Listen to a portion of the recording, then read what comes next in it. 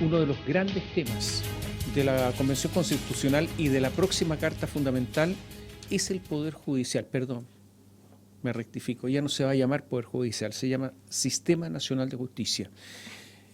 Es uno de los temas o temazos.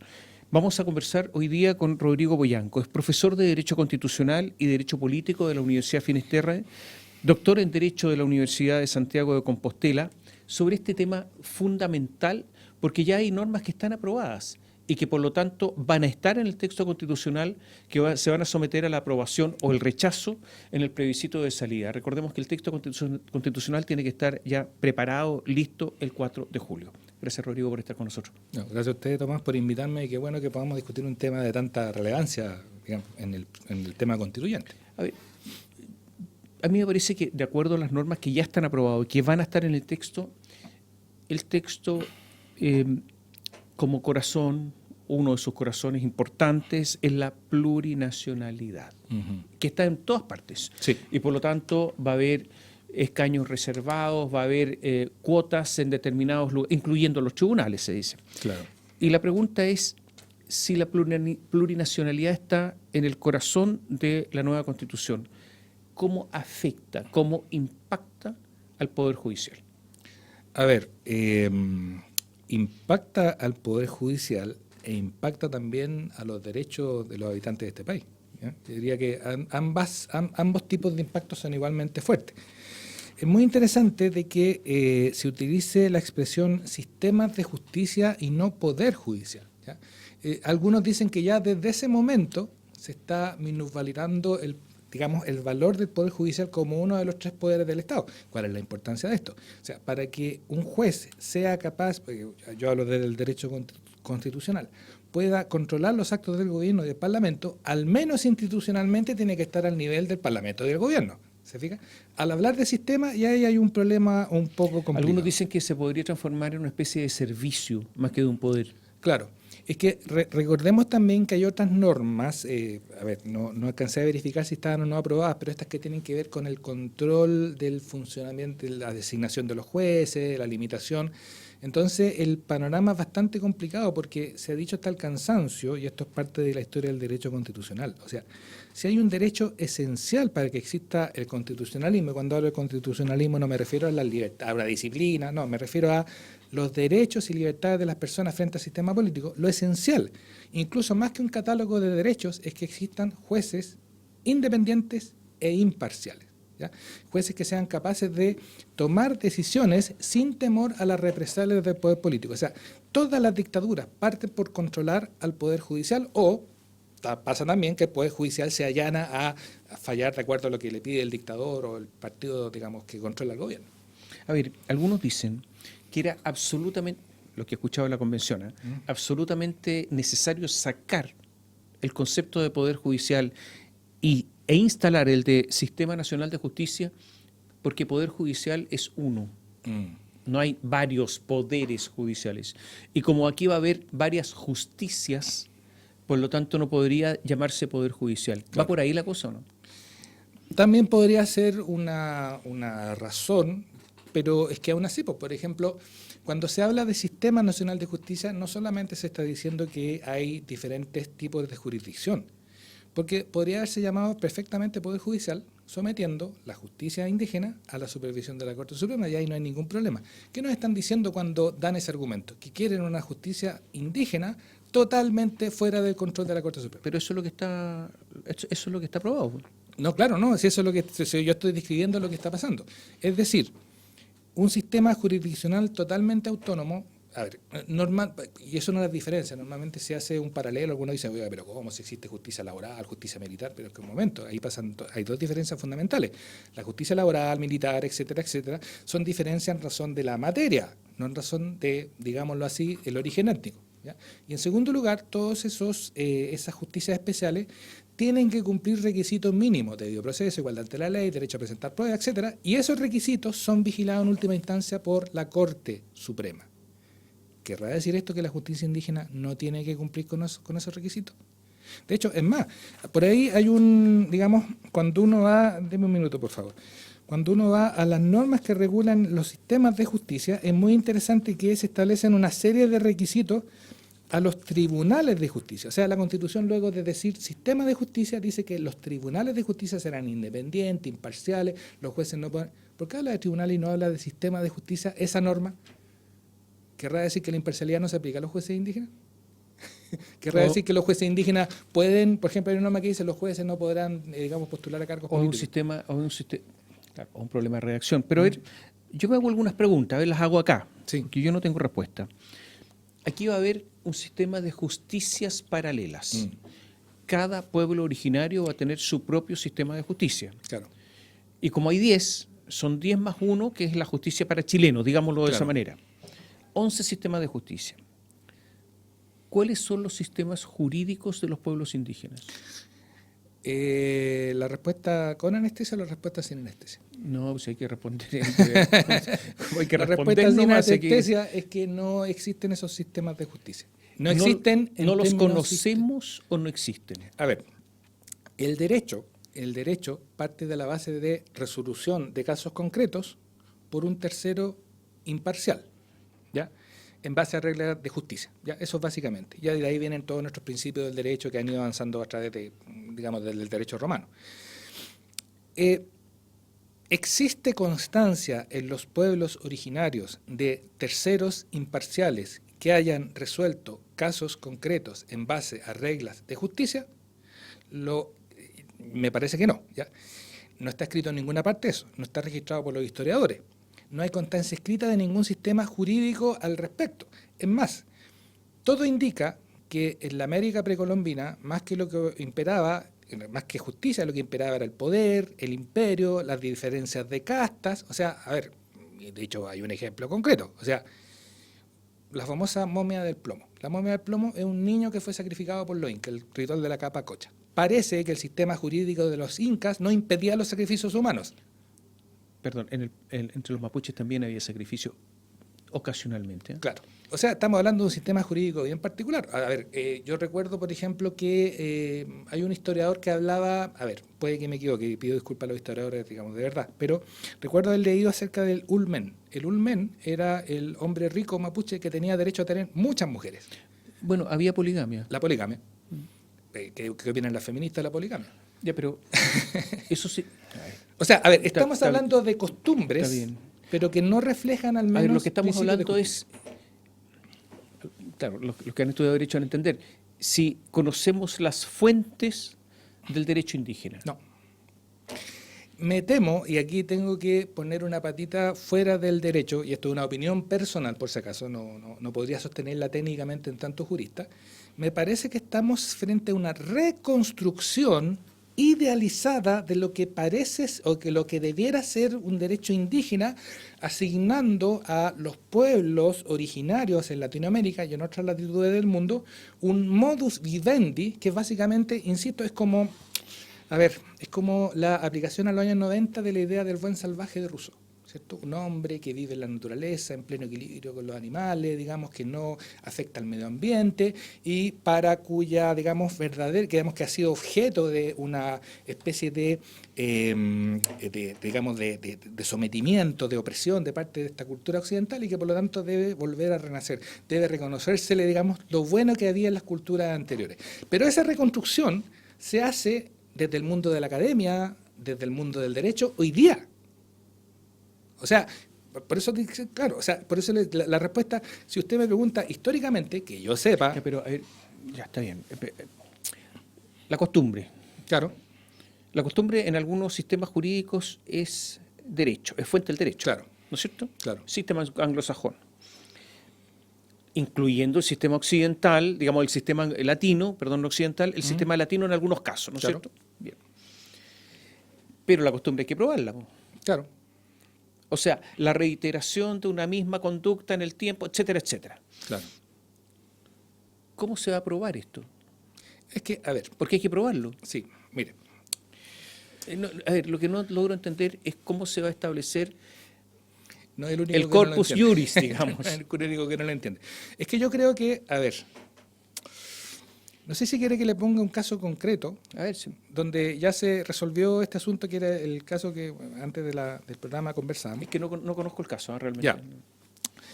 La Corte Interamericana, el año 2020, si no me equivoco, resolvió la reclamación de unas comunidades indígenas de Salta, Argentina, que reclamaban fundamentalmente dos cosas. Mire, decían, nosotros acá tenemos un territorio ancestral, queremos que se reconozca la propiedad comunitaria sobre este territorio ancestral y además sostenemos que nuestros derechos sociales están siendo vulnerados, derecho a la vivienda, derecho a la alimentación y creo que un derecho al medio ambiente. La Corte Interamericana, de motu propio, dijo, ya bueno, además vamos a ver el tema del derecho al agua, o sea, 4 derechos sociales. Y aquí viene lo interesante porque normalmente los derechos sociales, para el no indígena, digamos, consisten en que un derecho social, vivienda, educación, salud, son derechos que, al menos en la opinión de algunos, deben ser provistos por terceros o por el Estado. Pero la Corte Interamericana aplica un prisma cultural, ¿ya? Una cosa muy rara en un tribunal. Ellos dicen, la Corte Interamericana dice, miren, en realidad el indígena, que debe reputarse a priori como una persona que respeta el medio ambiente, yo no sé dónde sacaron eso, satisface estos derechos sociales ¿cómo? A través de la caza, de la pesca, de la recolección. O sea, todos los indígenas cazan, pescan, recolectan. Ninguno tiene celular, ninguno compra un auto. Bueno, el asunto es que a partir de este hallazgo, que se basa en una reconstrucción por peritos que dicen que los indígenas cazan, pescan y recolectan, ¿cuál termina siendo la resolución de la Corte Interamericana? La Corte Interamericana termina diciendo que, puesto que para satisfacer estos derechos, los indígenas requieren de un medio ambiente libre de contaminación y libre de extranjeros o de foráneos, la Corte Interamericana ordena la expulsión de todos los pobladores criollos de este territorio, es decir, el desplazamiento forzado de familias argentinas no indígenas que llevaban 100 años viviendo en el lugar y que son igual de pobres que los indígenas. ¿De dónde salió la regla que está aplicando la Corte Interamericana? Bueno, de la reconstrucción que hizo, un fallo, no sé si me permite mostrar, para que las personas, aquí está Laca Honja, para aquellos que están interesados, ahí está Laca Honja versus Argentina. Entonces, fíjese usted, y ahí pasan varias cosas, porque no quiero, digamos, salir de la pregunta que usted me hizo, pero ahí pasan varias cosas. Se crean una serie de derechos que además se otorgan no a los integrantes de la comunidad indígena, se otorgan a la comunidad. Entonces, esto es muy interesante porque los criollos que van a ser desplazados pierden el derecho a vivir, digamos, donde ellos quieren, libertad personal, pierden el derecho a la propiedad porque tienen que ser expulsados de sus lugares, y los indígenas que quedan encerrados dentro de la comunidad, condenados a cazar, pescar y recolectar, pierden su derecho a la propiedad porque ahora la propiedad es comunitaria. ¿Se fija? Bueno, ahí usted ve una reconstrucción de 100 páginas de cómo debiera ser la vida indígena. Mira, voy a hacer algunas preguntas rápidas sobre este tema para ir a otra. ¿Hay algún antecedente sobre tribunales indígenas? Que yo sepa, no. ¿Hay algún antecedente sobre doble instancia? Porque lo normal es que uno espera tener una doble instancia, ¿no es cierto? Que se revise una resolución al menos, judicial. A ver, en derecho bastaría con el derecho al recurso, al menos una instancia revisora. Sí.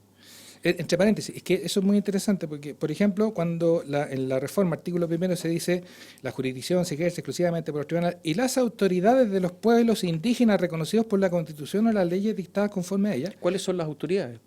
Primero, pero lo segundo es, esto significa que aquellos que dirigen las comunidades además van a tener la facultad de juzgar, es decir... No hay separación de poderes. No hay separación de poderes. O sea, hay de usted si se mete con el jefe de la comunidad indígena. ¿Ante quién reclama? Eso. ¿Hay suficientes abogados indígenas para tener jueces, abogados de parte, abogados querellantes, abogados defensores? A ver, yo creo que no, ya no hay, pero eso, digamos, se lo podría responder un partidario esta idea diciendo, mira, está bien, no hay, pero podemos contratar peritos, etcétera, etcétera. Ya, pero yo no estoy de acuerdo con eso. ¿Se puede optar entre una y otra jurisdicción de acuerdo a lo que se ha normado?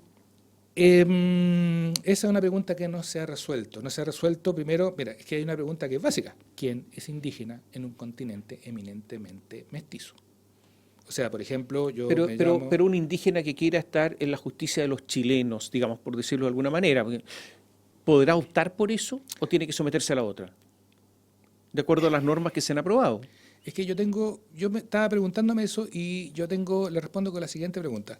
¿Un mapuche que está encerrado en Temucuicui podrá optar por por someterse a la justicia chilena? Este tipo de normas, al extraer este tipo de justicia de la superintendencia de la Corte Suprema, de alguna manera dejan expuestos a los indígenas a una serie de abusos Y bueno, y no solamente a los indígenas, sino a los que caigan... Pero pongo un ejemplo práctico. A ver. El Consejo de Defensa del Estado necesita demandar. Ujú. Si es indígena, ¿el Consejo de Defensa del Estado chileno tiene que someterse a la legislación indígena? Tendría que... A ver, yo creo que no. O sea, sí, perdón. Tendría que someterse a la jurisdicción, porque si no se estaría vulnerando esta norma.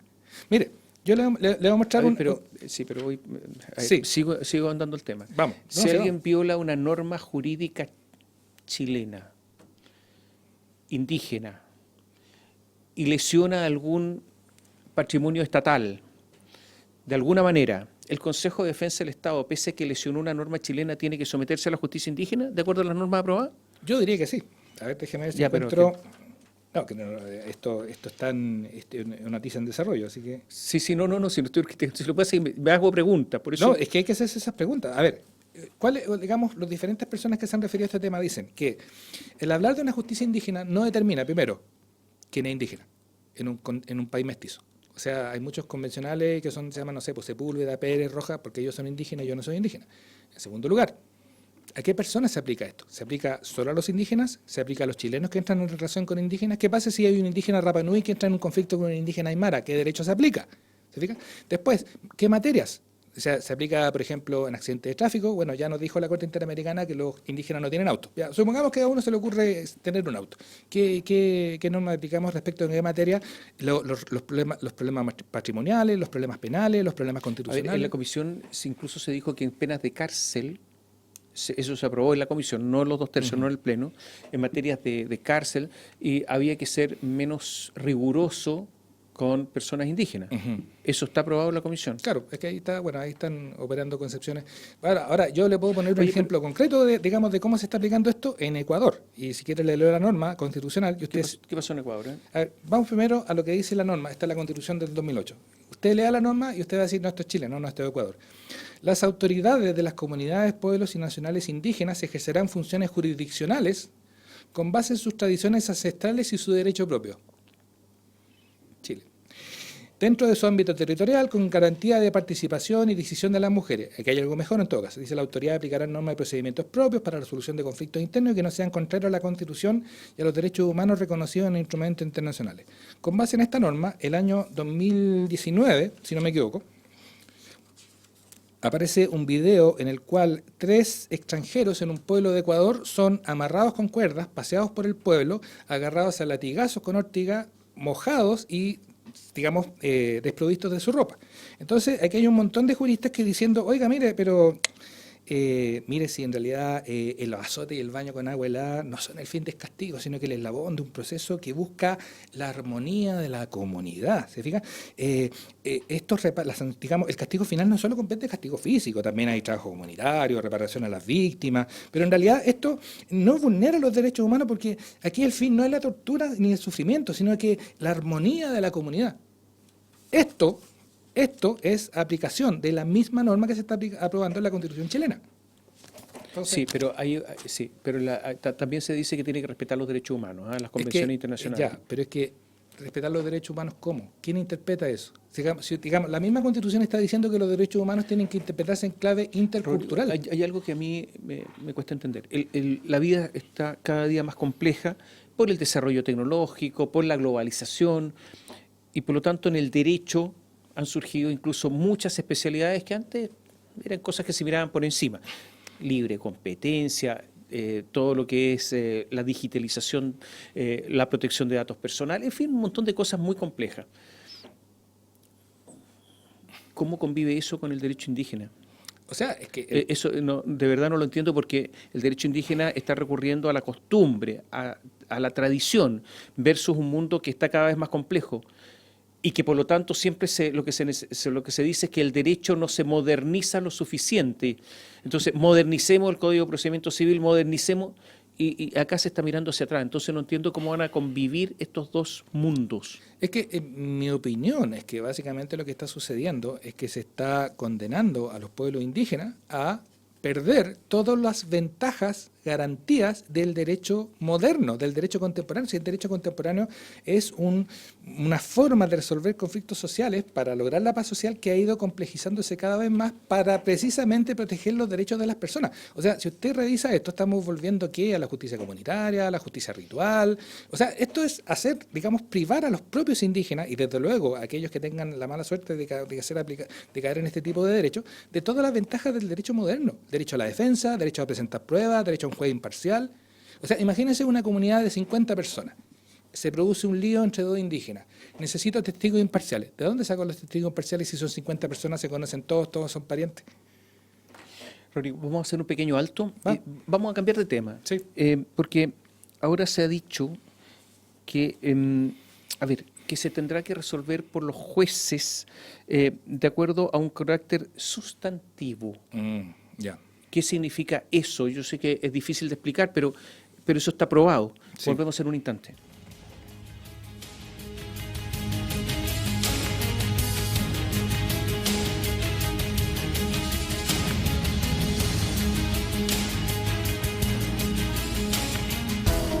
En BioBio profundizamos las noticias enfatizando la verdad siempre. Aquí tú te informas y entretienes.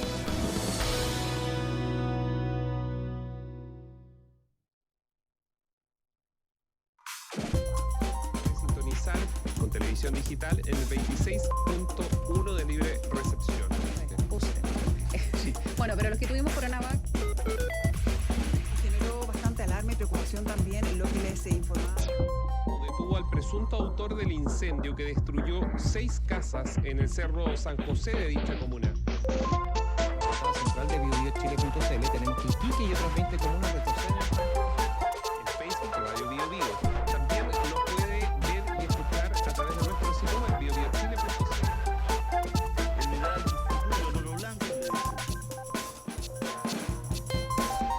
Bio Bio TV. De lunes a viernes, pasadas las 10, continúa tu mañana con el Expreso BioBio. Lo que está pasando y los temas más relevantes los conocemos y escuchamos al instante. Acompáñate y viaja junto a nosotros. Expreso BioBio.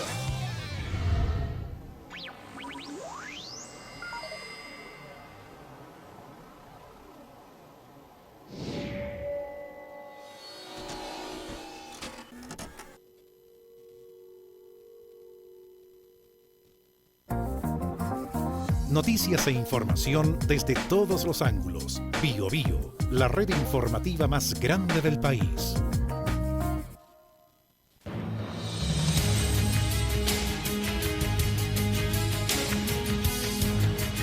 Profesor de Derecho Constitucional y Derecho Político de la Universidad Finisterra.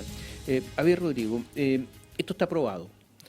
Todos los órganos y personas que intervienen en la función jurisdiccional deben garantizar la igualdad y le agregaron un adjetivo, sustantiva.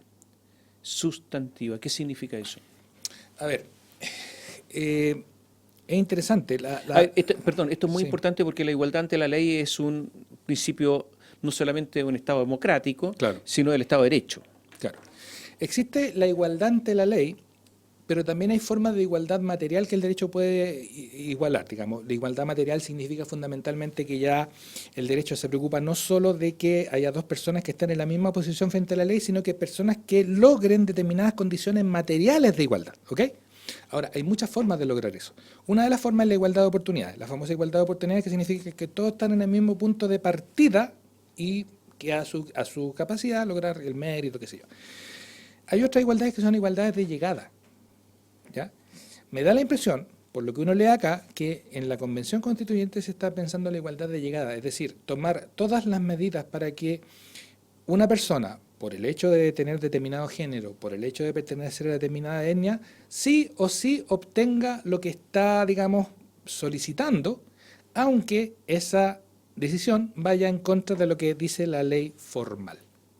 Yo diría que anda por ahí la cosa. Pero eso significaría fallar contra ley, porque el juez estima, de acuerdo a su real saber y entender, digámoslo así, Claro. que hay que establecer una igualdad que la ley no permite. Claro. Por lo aplicando, tanto- a ver, Ya, pero, es que ya, esto pero no si es, eso- es si que eso, eso- es que eso es mucho más sutil. O sea, el juez jamás va a decir que está aplicando contra ley. Va a decir, no, mire, es que en realidad si la ley dice esto, pero la ley interpretada desde el punto de vista de la dignidad No. del ser humano, el convenio OIT, Ya, el pero, comité pero, DESC. pero podría ir contra texto. No, va a ir contra texto, pero es que Ya, pero eso se lo va a signi- decir de manera elegante. ¿Eso ¿no? Se lo va a significa decir que- eliminar el delito de prevaricación? Que es un delito típicamente funcionario de los jueces, ¿no es cierto? Entre otros. Es que hay otro problema que es más complicado que ese, porque voy a poner una patita fuera de lo estrictamente jurídico, ¿ya? Todas las ideologías, digamos, que tienen que ver, digamos, con este mundo, digamos, de la cultura woke, todo este tema, que tienen que ver el animalismo, el ecologismo, el indigenismo y todos los ismos que nos llevan al abismo, como alguien dice por ahí, tienen un contenido ideológico, sustancial y súper específico. O sea, a ver, lo voy a decir de una manera, no hay feministas de derecha, no hay indigenistas, digamos, partidarios del capital, ¿se fija? Entonces, el problema de hacer justicia sustancial es que yo me temo que ese va a ser la excusa perfecta para un activismo judicial con un alto contenido ideológico. Y ahí viene, ahí tratamos de responder también la pregunta que usted tenía anteriormente. ¿De dónde saldría este derecho indígena? Bueno, a lo mejor sale, es una opinión, ¿ya? Por eso estoy diciendo que estoy un poco fuera del derecho. Podría salir perfectamente de concepciones ideológicas de legisladores, de jueces, de fiscales, etcétera, etcétera. O sea, y efectivamente ahí ya, o sea, La prevaricación ahí no existe, entonces. claro. O sea, por ejemplo, a ver, le pongo un ejemplo. A ver, no sé, pues yo quiero llevar adelante un proyecto minero, porque además, digamos, este es un sistema. Es interesante cuando uno dice, no, es que la convención, el trabajo de la convención es caótico. No, no es caótico. O sea, nosotros vemos, digamos, a la gente vistiéndose de Pikachu, de un sabre, tocando guitarra, pero eso es el decorado. O sea, uno ve esto y uno ve un pensamiento jurídico súper compacto, concreto y con un camino determinado. Por ejemplo, hay una norma que le da el derecho, digamos, le reconoce el derecho al debido proceso no solo a las personas, sino a los colectivos. ¿Qué es un colectivo? O sea, las manadas de ciclistas que se aparecen oportunamente, digamos, a fundar determinadas personas son un colectivo. Si yo, por ejemplo, no sé, pues quiero construir una represa y de repente de la nada aparece un colectivo que me dice, miren, en esa represa está justo el nido del famoso pájaro azul de la Patagonia, última especie, digamos, el último ejemplar, así que usted no puede construir la represa. Bueno, tendré que probarlo. Depende. Depende, ¿te fijas? Claro, o sea, yo puedo traer 10 peritos que digan, sí, mire, ahí hay un pájaro azul. Mientras tanto, la inversión se retrasó de años o no se hizo. Y, A ver, también se probó que todo deberá ser resuelto. Los tribunales, cualquiera sea su competencia, deberán resolver con enfoque de género. es complicado porque el género tiene dos problemas. Primero, ¿Qué significa resolver con enfoque de género? es que ahí eso empuja al juez directamente a recurrir a concepciones extrajurídicas, o sea, directamente. Y ahí tenemos un problema importante, porque usted mismo lo ha dicho en algunos de sus comentarios y programas. Si el juez tiene que resolver de manera imparcial, conforme a derecho, la ideología de género lo obliga a tomar partido, digamos, por el sexo que esté cubierto por la ideología de género. La jueza Karen Atala dijo que esto es innecesario porque ya están fallando así, entonces que ya es así. Bueno, es que lamentablemente estamos en un ambiente de anomia, es decir, de falta de normas generalizado, donde ninguna de las autoridades de este país están cumpliendo con su labor. A ver, habría que ver también, a lo mejor la jueza Atala está fallando conforme a derecho y ella estima, habría que estudiarlo, ¿ya? Pero en principio, un juez no deberá fallar conforme a enfoque de género, deberá fallar conforme a derecho. Porque además, mire, es que permítame una cosa, además, esto es muy interesante, el género no favorece necesariamente a la mujer, eso tienen que tenerlo en claro los feministas. El género favorece en general a todas las personas que están en desacuerdo con su sexo natural. Es decir, lo hemos visto en Chile. O sea, por ejemplo, el enfoque de género hace que, por ejemplo, dos mujeres que son pareja lesbiana peleen por la tutela de un niño, una de ellas es la madre biológica y la otra es la madre, digamos, no biológica, y normalmente, antes de incluso de caer sentencia, los colectivos LGTB apoyan a la persona que no es la madre biológica para que esta persona se lleve el niño por razones ideológicas. Entonces, al hablar de género, obligan a los jueces a meterse directamente en un campo extrajurídico. ¿Elaborado por quién? Universidad europea, universidades latinoamericanas, digamos norteamericanas, universidades canadienses, sesudos y estudios sociológicos que tienen más o menos toda una misma característica, van todos para el mismo lado. Última pregunta, porque se nos acabó Sí. el tiempo. Consejo de la Justicia. Nombramiento de jueces. Ya se aprobó que 6 serían elegidos por sus pares, serían 17, ¿no? 17 miembros, 6 por sus pares, 3 por el Sistema Nacional de Justicia, 2 pueblos originarios, 6 por el Congreso, etcétera. Algunos dicen que con esto se politiza el nombramiento de los jueces. O sea, a ver, yo ya lo he dicho, o sea, más allá, digamos, de las diferentes discusiones que hemos tenido acerca de la calidad de nuestros jueces A ver, actuales. perdón, porque de 17, solamente 6 vienen del mundo judicial. Claro, es que ese es el tema. O sea, a ver, la intervención de políticos en el nombramiento de jueces es un atentado directo a la independencia judicial, porque en el fondo es inevitable que un órgano compuesto en su mayoría por políticos empiece a escoger a jueces en base a criterios políticos. ¿Se fija? Es cierto que ahora ya en nuestra constitución actual, digamos, interviene el Parlamento, interviene el Congreso, digamos, el presidente de la República, pero el sistema al menos asegura un determinado consenso. A mí lo que no me gusta de ese tipo de normas es que se está pareciendo mucho a algunas normas, no sé, bueno, lo lamento, la gente me alega por meterme siempre en este tema, pero algunas constituciones bolivarianas. O sea, por ejemplo, el Consejo en Venezuela, por ejemplo, ¿qué herramienta se usó para controlar el Poder Judicial? Se convirtió a todos los jueces provisorios. Y después empezaron a bajar los jueces. ¿A usted no le está gustando nada de lo que está sucediendo con el tema del sistema de justicia y No. Poder Judicial de la Constitución? ¿No? No. ¿Pero va a votar en contra si se aprueba todo esto? O sea, yo voy a votar en contra desde ya. Sí, porque, bueno, a ver, hay dos razones por las cuales voy a votar en contra. Porque a mí no me gusta que, que este sistema haya partido con una pistola encima de la mesa. O sea, ya de ahí yo voy a votar en contra. Pero además, porque, claro... Ya, pero podría ser un buen texto. A ver, podría ser un pero no le gusta. No, o sea, con estas condiciones no. O sea, rechazo. Los amarillos no se las juegan así, yo no soy amarillo. Gracias, Rodrigo. Listo, de nada. Y a ustedes, muchas gracias. Gracias por seguirnos.